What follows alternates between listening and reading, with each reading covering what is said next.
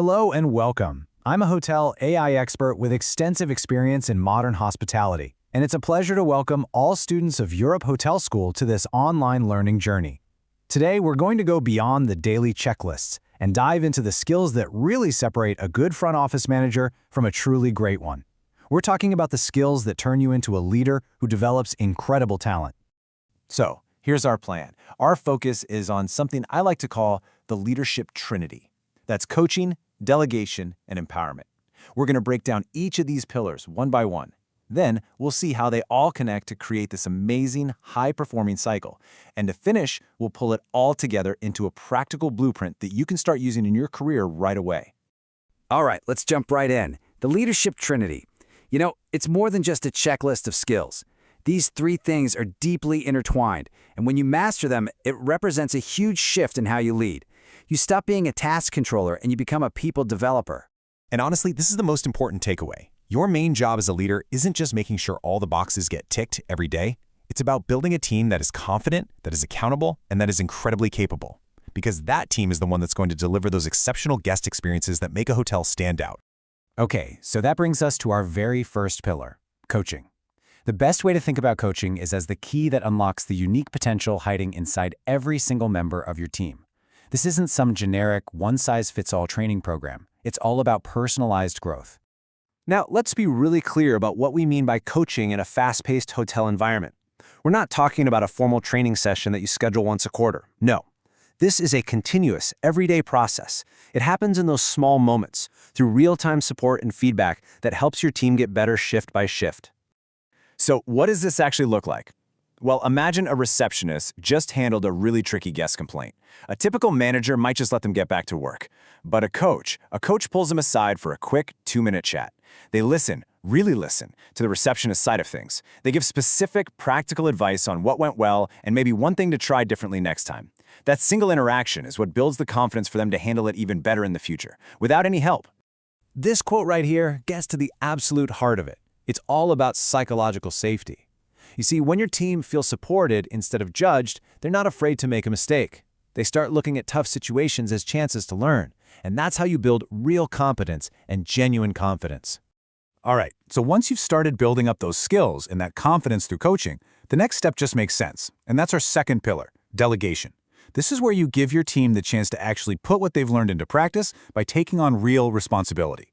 And this is so important. Delegation is not about just offloading the tasks you don't want to do. It's a strategic tool. You're intentionally giving away responsibilities to grow an employee's skills, to create a sense of ownership, and, just as important, to free up your own time so you can focus on the bigger picture. This slide just lays it all out, doesn't it? The difference is night and day. On one side, you have micromanagement, which just crushes confidence and creates a team that's afraid to breathe without your permission.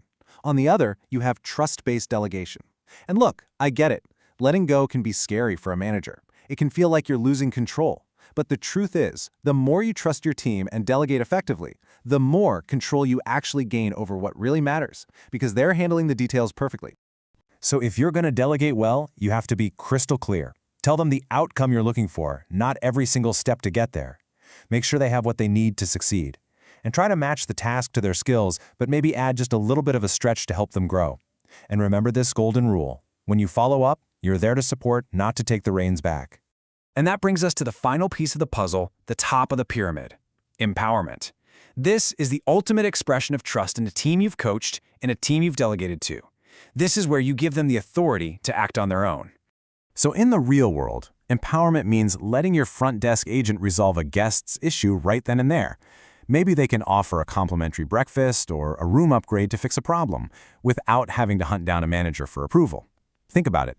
This makes service recovery happen instantly, and it makes the guest feel like they were truly heard and taken care of. But I know what you're probably thinking right now. Hold on. If I give everyone authority, won't it just be chaos? It's a really good question. You need your team to be responsive, but you also have to maintain standards and, of course, control costs. So how do you find that balance? Well, the answer is simple, but it isn't easy. The secret is structure. Empowerment is not a free-for-all. It can only work when it's built on a solid foundation of super clear guidelines and fantastic training. Your team has to know the boundaries, and they need to have the skills to make smart decisions inside those boundaries. Okay, Now it's time to put it all together. Because coaching, delegation, and empowerment aren't three separate things you do on different days of the week. They are all part of a single powerful system that actually reinforces itself to create an incredible team. Let's just walk through this cycle. It's so elegant. First, your coaching builds the essential skills and confidence. Then, through delegation, you give them real opportunities to actually use those skills. And finally, empowerment lets them fly solo, using their own judgment. And what's the result? A team that's resilient, that's adaptable, and that just plain performs at a high level. And here's a quick but absolutely vital point.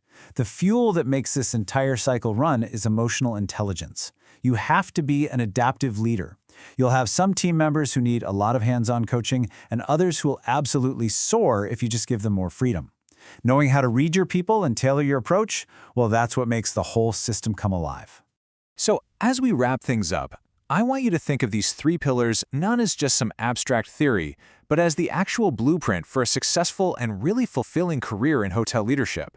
Honing these skills is what will truly set you apart from the crowd.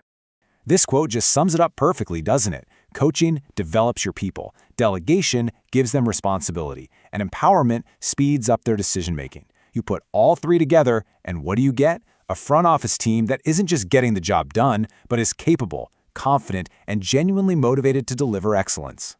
So, I'll leave you with this one question to think about.